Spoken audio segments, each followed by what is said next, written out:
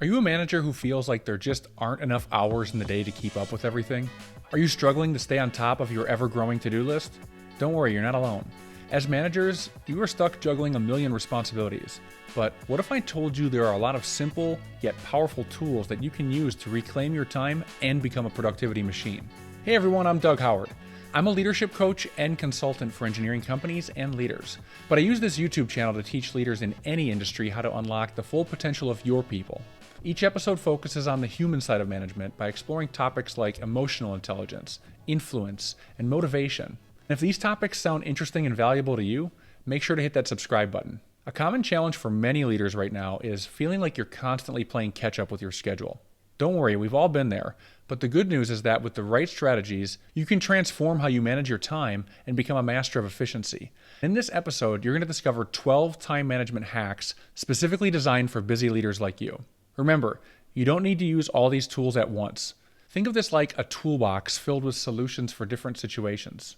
As we go through each one of these tools together, consider which tools would be the most valuable for your unique role and responsibilities.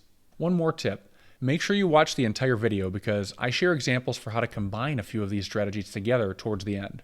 The first time management strategy is the Eisenhower Matrix. This framework helps you identify your tasks and categorize them into 4 quadrants based on urgency and importance. The quadrants are formed by an x-axis and a y-axis, where the x-axis measures if the task is urgent versus non-urgent, and the y-axis measures if the task is important versus non-important. This forms 4 quadrants, where quadrant 1 is urgent and important. These tasks require immediate action and often have deadlines as well as consequences if you don't get them done on time. Quadrant 2 is important and not urgent. These tasks help you achieve long-term goals, but may not have an actual deadline, so you should intentionally procrastinate these and schedule them for later on. Quadrant 3 is urgent but not important. These tasks are often busy work and should be delegated to someone else if possible. Or you should knock them out in batches, which I'll cover in other time management strategies later in this video. Quadrant 4 is not urgent and not important. In other words, don't do these tasks. This quadrant is meant to help you sort out things that you should not be doing at all. These are those unimportant tasks that just filter to you and they end up piling up. But in reality, you forget that these tasks aren't important. You just do them like a mindless zombie. So by classifying them this way, you can recognize that these tasks can be eliminated altogether. Breaking out your tasks like this into these 4 quadrants provides a clear roadmap for what needs your immediate attention and what can wait. The Eisenhower Matrix also offers a structured approach for prioritizing, which ensures you're focusing on what truly matters the most. If you try this technique out, make sure you review your matrix regularly, in fact, probably multiple times a day, and make sure you adjust it as your priorities shift. The second time management strategy is called the Pomodoro Technique. This method involves working in focused 25-minute long intervals followed by a short break in between. Now here's how you use this technique effectively. You set a timer for 25 minutes and then dedicate that time to a single task. Once the timer goes off, you want to take a short break, ideally about 5 minutes, before starting another 25-minute work session. The reason I like this technique is that the Pomodoro Technique combats fatigue and it promotes sustained focus, which allows you to achieve more in shorter bursts. This technique is so effective is because it's leveraging a psychological phenomenon called habituation, which basically means that the longer you experience repeated stimuli, like working on the same task for an extended period of time, the longer you do this, your brain gets bored with it, so you subconsciously begin disengaging and you subconsciously begin losing focus and motivation towards completing that task. But by taking a short break, it resets the habituation clock and it resets your focus. I explain this a lot deeper in my episode called The Science Behind Motivating People in the Workplace. I'll include a link to that episode in the description below. If you try out the Pomodoro Technique, make sure to experiment with different work and break intervals to find what works best for you. For example, I use 50 minutes of working followed by a 10-minute break. Number 3 is time blocking.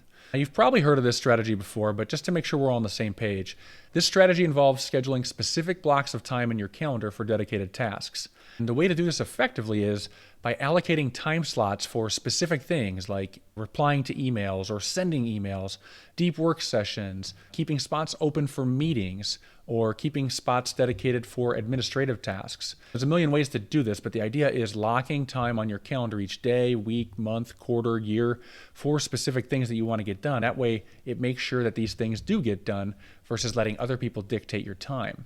I would use this when I worked at companies before. I would literally put these things as events on my calendar so that nobody else could schedule over them.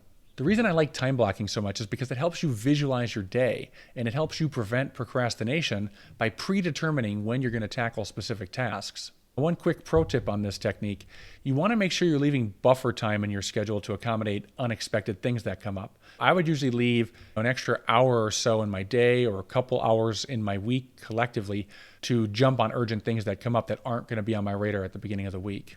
This way, when something does happen, it doesn't create a domino effect in the rest of your time blocks. Time management strategy number 4 is the 2-minute rule.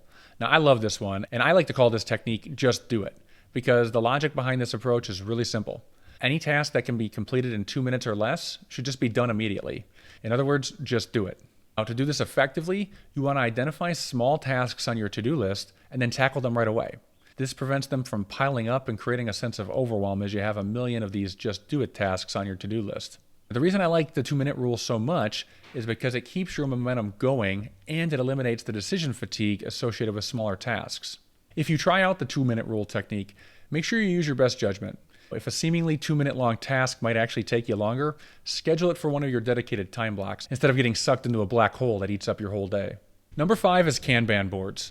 These are visual project management tools like Asana, Notion, Monday.com, and they help you track tasks through visually tracking different stages of completion for the task.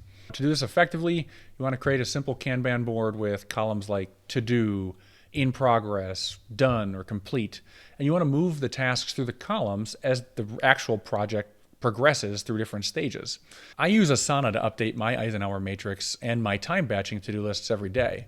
But the reason I like this method of using Kanban boards of any kind is because it provides a clear visual representation of your workload, and it helps you feel that sense of accomplishment when you're getting things done or when you're moving longer projects through different stages, because it's easy to get tunnel vision and feel like you're not making any progress.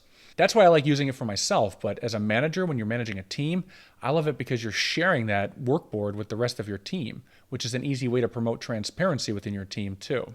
Number 6 is conduct time audits. A lot of leaders who are struggling with time management don't do this one, and this one is so simple and it's so obvious that if you don't do this, how will you ever get better at managing your time? What you want to do is you want to take a step back and track how you're actually spending your time for a specific period.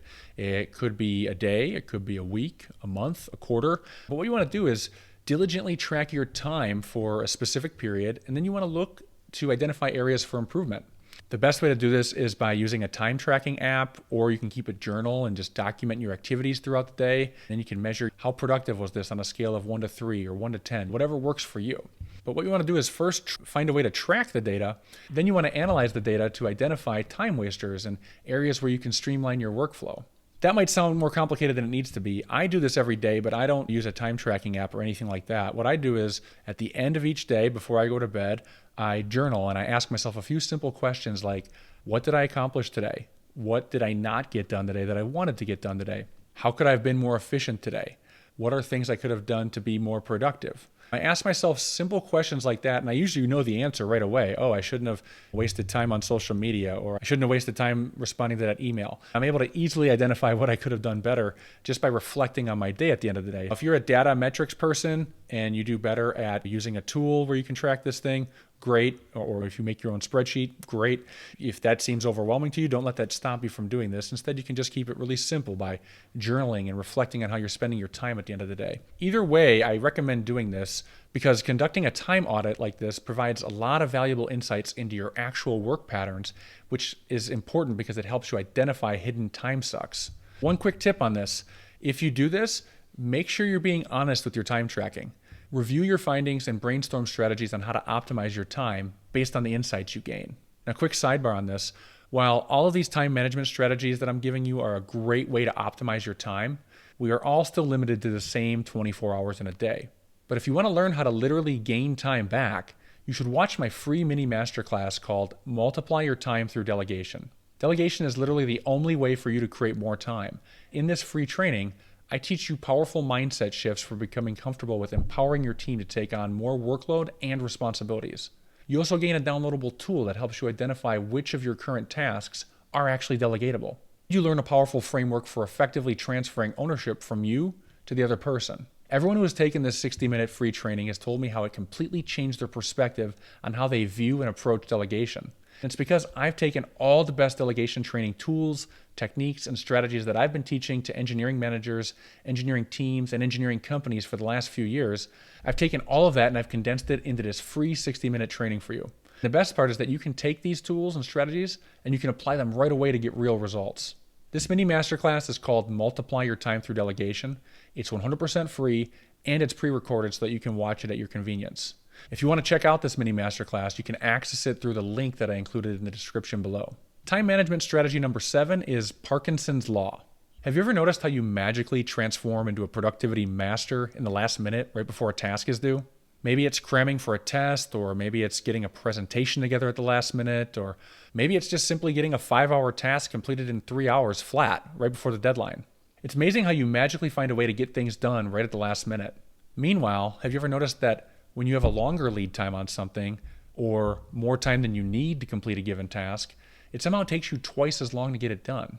This phenomenon is explained by Parkinson's Law, which states that work expands to fill the time available for its completion. Parkinson's Law promotes efficiency by creating a sense of urgency and encouraging you to do work smarter, not harder. You can leverage Parkinson's Law to your advantage by setting shorter deadlines for tasks to encourage focused work and to prevent procrastination. For example, if something isn't due until next week Friday, you can either give yourself an internal deadline of this week Friday so that you don't let it drag on for 2 weeks, or you could estimate how long the task is going to take you, let's say about 4 hours to complete, and you can give yourself 3 hours to complete it on a day before it's due. Now, either route that you go, be very realistic when setting deadlines. The goal is to improve focus, not to create unnecessary stress.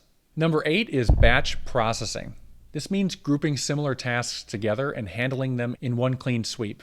To do this effectively, you want to schedule dedicated time blocks for tasks like email management, phone calls, or administrative tasks. The reason I like this method is because batch processing reduces context switching and it improves your focus, which is going to lead to overall greater efficiency. This technique works best for similar tasks that require the same mental state. Back when I was an engineer, I would use this technique while working on projects. Whenever I randomly came across items that required me to do some digging into code books and design manuals, I would make a list of those topics while I was working. Then I would pick a designated period that day, or later that week, to go digging through all those code books. For me, this was way more efficient than stopping what I was doing to grab the code book each time I found something I needed to look up. Time management strategy number 9 is eat the frog. This means tackling your most important and your most challenging task first thing in the morning when you have the most energy and focus.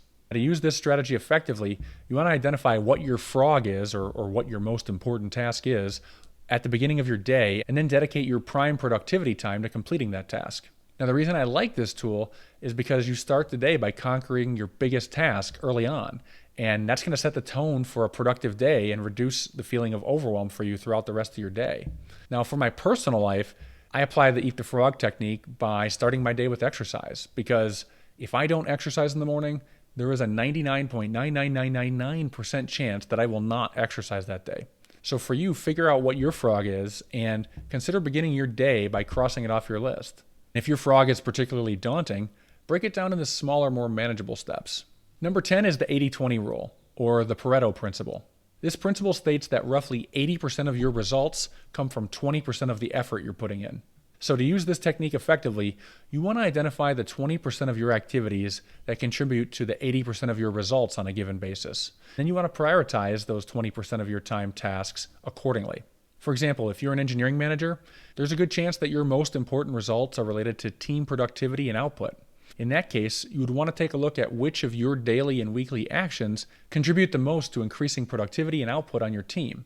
And then make sure those tasks and activities are your top priority each day and each week. The reason I like the 80-20 rule is because it helps you focus on high impact activities, and it also helps you avoid getting bogged down in less important tasks. If you haven't noticed, there's a little theme here. All these things are designed to help you recognize the things that you're working on that don't really make an impact and that don't really matter to your overall productivity and your overall effectiveness in your role.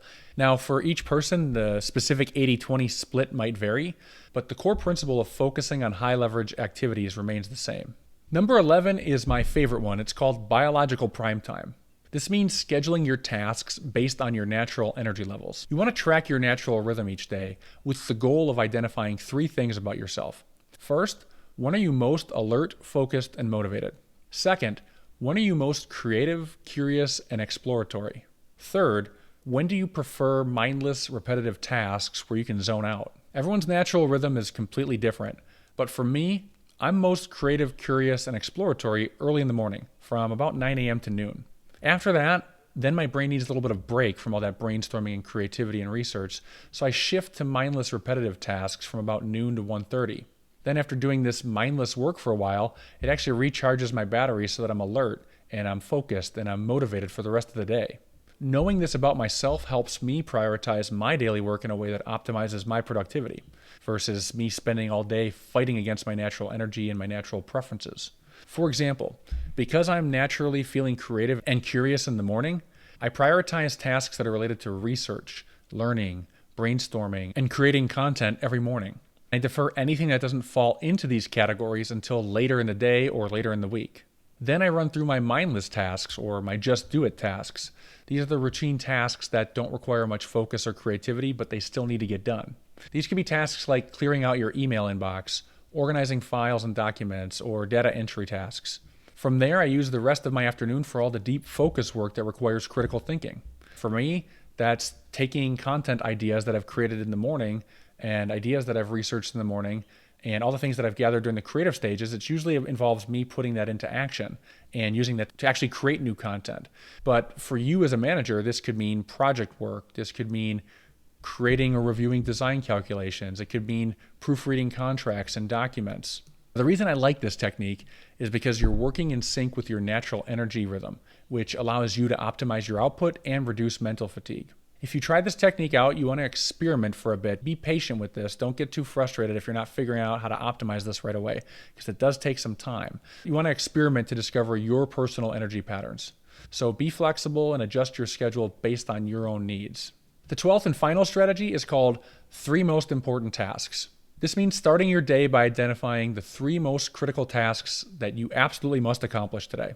Write down your 3 most important tasks at the beginning of your workday, and then focus on completing these tasks before moving on to anything else. The reason I like this method is because identifying your most important tasks provides clarity and direction for your day. It ensures that you're going to focus on the tasks that matter the most. If you try this technique, be realistic about what you can achieve in a day. You want to choose achievable most important tasks to avoid feeling overwhelmed and to avoid feeling like you failed. Remember, there's no one-size-fits-all approach to time management. You want to experiment with these tools and discover what works best for you. Try combining different techniques to create a system that empowers you to conquer your day and helps you achieve your leadership goals. But what if you're already feeling the burn from leadership? Management is a very demanding position, and if you're already feeling stressed and overwhelmed or on the verge of burnout, I've got you covered. Check out my episode called 7 Steps to Recover from Burnout. I share practical strategies to help you bounce back and reclaim your energy and your passion for leading your team. See the link in the description below. Thanks for watching.